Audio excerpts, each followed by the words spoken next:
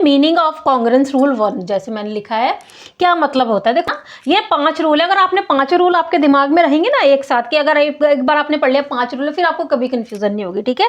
अब इस रूल का मतलब क्या, एंगल साइड एंगल, एंगल और एंगल के बीच में साइड लिखी है ना, तो एंगल और एंगल के बीच में ही साइड होनी चाहिए। जैसे सपोज आपको मिल जाए ये एंगल इस एंगल के बराबर है और ये एंगल इस एंगल के बराबर है, ठीक है, और ये वाली जो साइड है वो इस साइड के बराबर है, क्या इसमें हम एंगल साइड एंगल रूल लगाएंगे? इसमें हम एंगल साइड एंगल रूल नहीं लगाएंगे। देखो एंगल एंगल, 2 एंगल है और एक साइड मिली, बेटा ऐसे नहीं देखना है। एंगल साइड एंगल, ये एंगल मिला और ये एंगल मिला, इनके बीच की साइड देखो, फिर ये एंगल मिला और ये एंगल मिला, इन्हीं के बीच की साइड देखो, उसे कहते हैं एंगल साइड एंगल रूल। तो इतना कंफ्यूज नहीं होना है कि 2 एंगल और एक साइड मिल गई तो हो गया, नहीं, ठीक है। ये कोई कॉन्ग्रेंस रूल नहीं है, ये है ही नहीं कॉन्ग्रेंस रूल, ठीक है। हाँ, ये एंगल एंगल साइड है, लेकिन वो भी उसके कॉरस्पॉन्डिंग में नहीं है। ये जो इक्वल एंगल है इसके सामने, वो अलग चीज़ है, वो भी हम अभी बाद में डिस्कस करेंगे, ठीक है, वो दूसरे रूल में डिस्कस करेंगे। लेकिन ये कॉन्ग्रेंस रूल अभी नहीं है। 2 एंगल और एक साइड होने के बावजूद भी इक्वल मिली है, ये साइड इसके इक्वल, फिर भी नहीं होता। कब होता? Angle side angle. हमने ये जो 2 एंगल लिए, इसमें इनके बीच की साइड देखो, और इसमें हमने ये 2 एंगल लिए, इसके बीच की साइड देखो।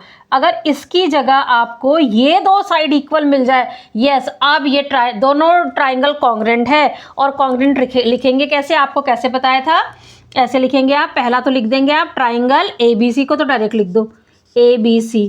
आपको मैंने कहा था ना सिंबॉलिक फॉर्म में लिखना, भी कुछ भी आप नहीं लिख सकते सिंबॉलिक फॉर्म में, मुंह से बोल सकते हैं triangle ABC is congruent to triangle PQR, triangle ABC is congruent to triangle PRQ। लिखने में सिंबॉलिक फॉर्म में जब लिखते हैं बहुत ध्यान से, कैसे, जब आपने A लिखा, देखो A लिखा, ठीक है, इसका इक्वल एंगल कौन सा है? Q, तो जहां पर आपने A लिखा है पहले Q आएगा। अब आपने जहां B लिखा, B का इक्वल एंगल कौन सा है? P। अब जो थर्ड बचेगा ऑब्वियसली वो वैसे ही इक्वल हो जाएगा, ठीक है। तो सिंबॉलिक फॉर्म में ये ऐसे लिखना है, कुछ भी नहीं लिखना है।